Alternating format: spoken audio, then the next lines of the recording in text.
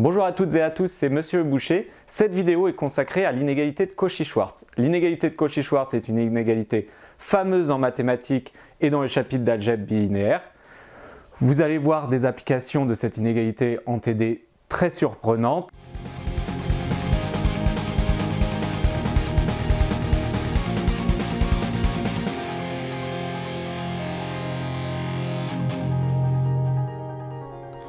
L'inégalité de Cauchy-Schwarz est une inégalité qui est très importante lorsqu'on a un produit scalaire et des normes euclidiennes.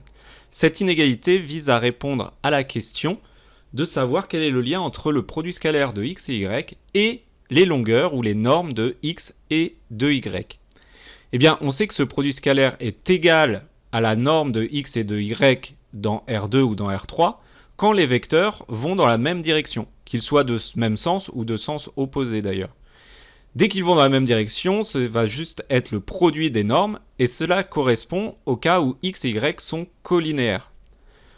Donc tout ceci est encore vrai. Dans l'autre cas, comme on peut l'écrire comme le produit des longueurs fois un cosinus, et que le cosinus est plus petit que 1, le produit scalaire est toujours plus petit que le produit des longueurs. Donc le maximum de forces qui peuvent être appliquées, c'est lorsque les deux vecteurs vont dans la même direction, que ça soit un maximum positif, où on maximise les possibilités qui sont offertes, ou un maximum négatif d'ailleurs dans l'autre sens, si les deux vecteurs vont dans la même direction mais ne sont pas de même sens.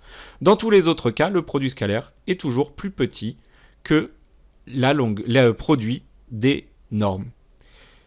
Cette inégalité va être importante pour plusieurs raisons. La première, c'est sa démonstration qui est très atypique, très aimée des profs de maths. Elle est déjà tombée dans certains sujets de concours.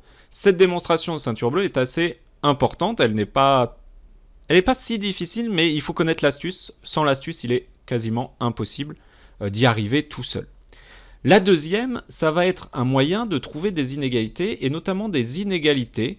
Alors, évidemment, dès que vous avez un produit scalaire, il faut penser à l'inégalité de Cauchy-Schwarz.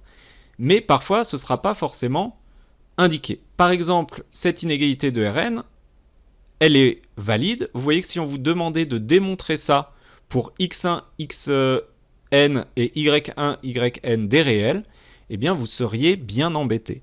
Parce que c'est extrêmement difficile. Il y a deux n inconnus, évidemment, dans cette inégalité. Si vous remarquez qu'en fait, on a un produit scalaire à gauche en valeur absolue et des normes à droite, eh bien c'est juste une conséquence de l'inégalité de Cauchy-Schwarz et l'inégalité est démontrée. Donc évidemment, dans un sujet plus difficile où on ne vous donnerait pas d'indication et que vous avez une inégalité qui a l'air très compliquée, qu'on vous a parlé de produits scalaires juste avant, etc., eh bien il faut penser à l'inégalité de Cauchy-Schwarz. Vous aurez d'autres exemples dans les exercices d'utilisation de cette inégalité.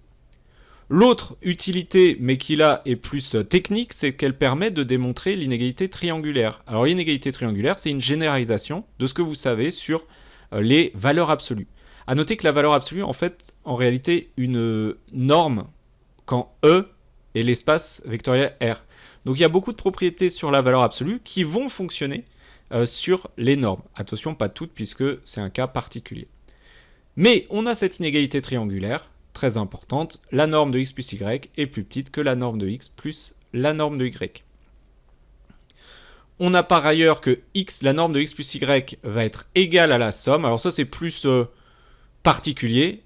Si et seulement si y égale alpha fois x, c'est-à-dire en gros que les deux vecteurs sont colinéaires. Ou que l'un des deux d'ailleurs est nul. Les deux cas sont possibles. Dans ce cas-là, évidemment, si x est nul, vous voyez que la norme de y c'est bien égal à la norme de y. Et dans l'autre cas, eh bien, vous voyez qu'on peut sortir le alpha plus 1. Bref, ça c'est très facile à montrer dans ce sens-là. Mais ce qui est intéressant, c'est que c'est le seul cas possible. Il n'y a pas d'autre fois où vous pouvez tout simplement dire que la norme de x plus y, c'est la norme de x plus la norme de y. Bien sûr, dans les concours les plus difficiles, eh bien, on peut être amené à vous demander d'utiliser cette propriété que vous voyez très peu. Ce qui est intéressant, c'est par contre la démonstration, puisque la démonstration est extrêmement classique, utilise des techniques pour résoudre les inégalités classique également, donc n'hésitez pas à regarder les prochaines vidéos sur la démonstration de cette inégalité.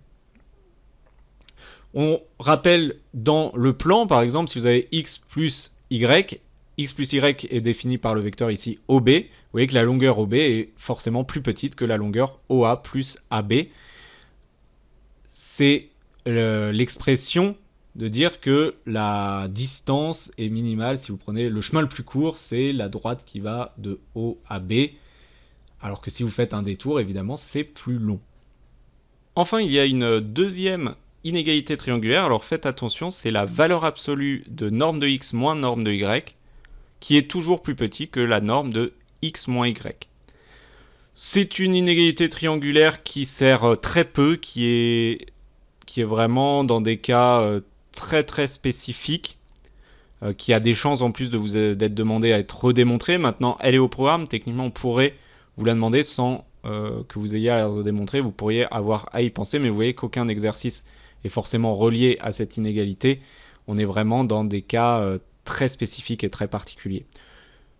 Néanmoins, c'est au programme, donc c'est à apprendre. Maintenant, c'est pas à démontrer, c'est pas ne vous focalisez pas sur cette inégalité. Évidemment, le plus important, ça reste l'inégalité de Cauchy-Schwarz.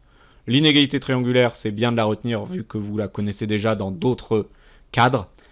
Et le reste, c'est plus anecdotique. Voilà, j'espère que c'est clair sur cette inégalité de Cauchy-Schwarz. On aura l'occasion de la revoir à plein de moments différents. Mais s'il y a des choses pas claires, n'hésitez pas à poser les questions en classe ou sur les forums de la classe.